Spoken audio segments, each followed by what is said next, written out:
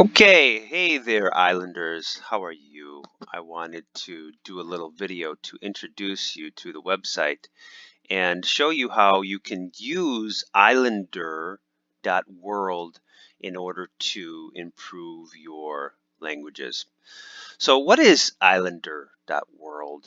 Let's go ahead and do a real quick introduction, and I will help you to understand how to navigate the website and to use it in order to improve your languages. So who are we? Well, first of all, we are an international club, okay, with international friends, and we are learning English. That's pretty much it. How do we do that? Well, I'll show you. Here we've got a game called The Sims.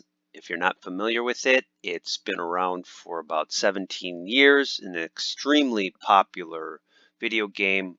I believe the most popular video game ever created.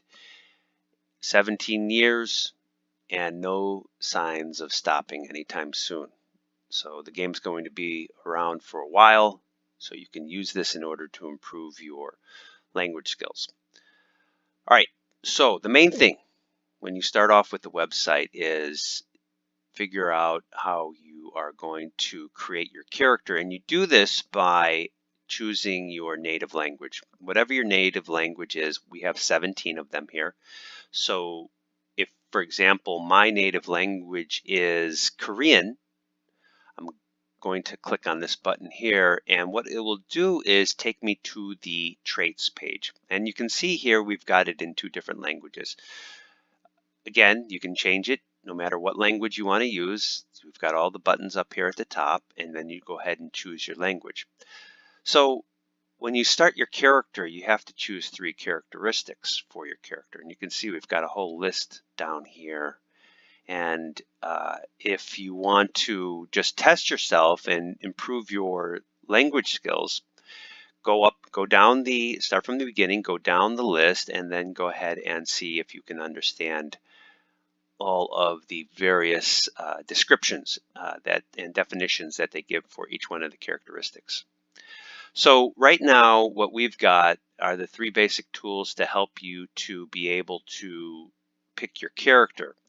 Now I'm going to go down to the video here and show you how this affects the game.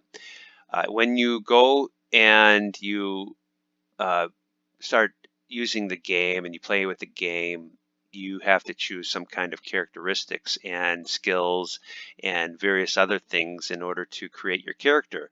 And if you're doing it in English and you don't understand it, you can use our website in order to help you to improve your vocabulary and to improve your English skills.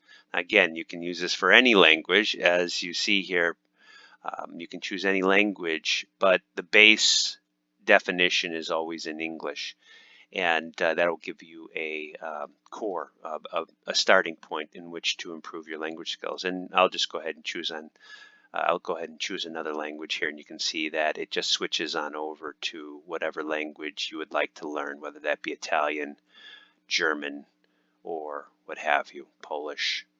You can see it goes in all of the languages. Now, also, up here you can see the catalog. You want to go ahead and click on that. And we've got it for the characteristics. We've also got it for aspirations. The aspirations are the things that the Sims want to do, their goals in life. And you will choose those. And they can change throughout the game, your aspirations, but still you start off with some kind of aspiration when you are choosing your character. So again, if let's say my native language is Japanese and I want to understand big happy family, I can go ahead and take a look at the English here, and just use this to test you. If you don't want to know exactly what the meaning is and you want to test yourself, you go ahead and read it in English, and then if you understand it, you can move on to the next one. But if you don't, you can go ahead and use your native language in order to help you to understand each one of these words. So we've got it right now. We've got the skills, we've got characteristics, aspirations, and then skills. And this is the other thing that Sims will have to do. They try and build their skill level. They try to level up in each one of these skills, and whatever that is, whichever one you want to have them be better at, you can choose. Again, this is all in whatever language you choose. You can see all you got to do is click on the language button up here at the top, and it will put it in your native language. Okay, again, you don't have to. If you just want to test your English and you want to see how well you understand it, you can go ahead and do it that way. But that's it. So that's the website, and you can find us at Islander.World. Of course, you can register. You will be able to create your own character if you want. You can see here we have various islanders. These are characters that are part of the story. They're part of the storyline, and each one of these characters will have a history, and you can read up about them.